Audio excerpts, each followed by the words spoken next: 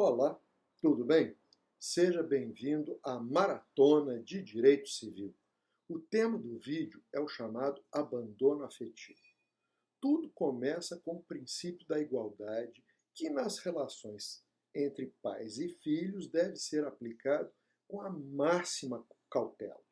Assim, não pode haver discriminação entre filhos, sejam eles havidos no casamento ou não.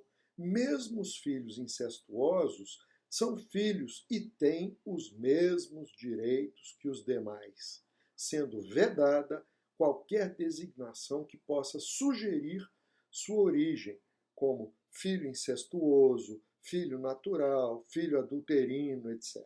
Nem os filhos adotivos podem receber tratamento diferenciado.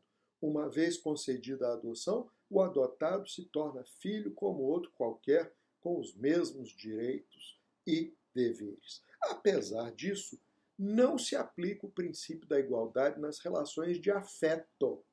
A lei não pode obrigar os pais a gostar de todos com a mesma intensidade. Até admite o tratamento desigual na distribuição da parte disponível da herança, por exemplo, como fruto dessa legítima desigualdade afetiva. Por vezes, nem se cuidará propriamente de predileção pura e simples. Os pais podem, por exemplo, se preocupar mais com um filho do que com o outro. De todo modo, essa é uma esfera de autonomia privada em que não se aplica o princípio da igualdade. Seria o cúmulo do absurdo falar pura e simplesmente em eficácia horizontal do princípio da isonomia nas relações paterno-filiais. Se a Constituição fala em igualdade entre filhos, seguramente não é nesse sentido, mas no de que não possam ser discriminados os filhos do casamento em relação aos demais, no sentido de que não possam receber partes desiguais da herança legítima, por exemplo. Não no sentido de que não possam ser tratados desigualmente nas relações afetivas.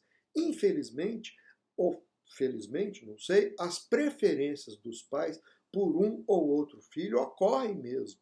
Fazem parte da humanidade, né, desse conteúdo, desse contexto humano. Não é o dinheiro que vai resolver os traumas causados ao preterido e ao predileto. O predileto também pode sofrer traumas por excesso de afeto, não é isso? Quer dizer, e esse predileto pode sofrer danos morais maiores que o preterido. Se há relações desiguais por excelência, são elas as filiais. Como exigir que os pais tratem os filhos da mesma maneira? Pais são seres humanos, por natureza imperfeitos. Por um lado, a exigência de um tratamento cegamente igualitário entre os filhos poderia até desigualá-los, uma vez que são naturalmente diferentes. Um é mais propenso a esportes, o outro às artes, o outro às línguas estrangeiras. Como é que aquele que tinha toda a propensão para os esportes pode exigir indenização dos seus pais por não terem matriculado no mesmo curso de alemão que propiciaram ao outro filho? Não é mesmo? A justiça não é o ambiente adequado para solucionar esse tipo de controvérsia. Tampouco será uma soma em dinheiro que vai resolver o problema. Por outro lado, não se pode admitir tratamento desigual em relação ao dever de amparo, de cuidado. Não se pode admitir que um filho seja criado como um príncipe, enquanto o outro como um servo. Um estuda na melhor escola, faz intercâmbio no exterior, anda de carro com motorista, etc, etc. O outro estuda numa escola pública, anda de ônibus, veste as roupas mais baratas, etc. É o conto da Cinderela se realizando na vida real. E o pior é que isso ocorre, principalmente quando os pais se separam.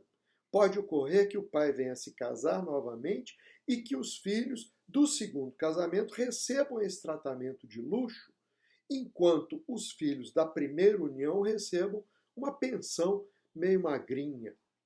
Como no conto de Cinderela, pode ser que a mãe nem tenha forças para lutar por um aumento de pensão e o tratamento desigual permanece por toda a vida. No conto infantil, a Cinderela foi compensada pela fada madrinha. Na vida real, porém, não há fadas, não é mesmo? Quem há de compensar esse filho? O judiciário, condenando o genitor desidioso. Nesse sentido, aliás, a decisão da ministra Nancy Andrighi, no recurso especial 1.159.242 de São Paulo. Embora se mencione abandono afetivo, trata-se efetivamente de inadimplemento do dever de cuidado, ou, por outro lado, como fica muito claro no acórdão, atentado ao princípio da igualdade com a reprodução do conto de Cinderela na vida real. No caso, a fada madrinha foi o judiciário, que compensou a filha desprestigiada com uma indenização em dinheiro. Na história infantil, a Cinderela também foi recompensada com bens materiais. O acórdão deixa bem claro que não se discute o amor, o afeto, mas o dever de cuidar. Não podemos admitir a reprodução do conto da gata borralheira na vida real. Nesse sentido, está corretíssima a decisão do STJ. Sua falha é falar em abandono afetivo, quando disso não se trata.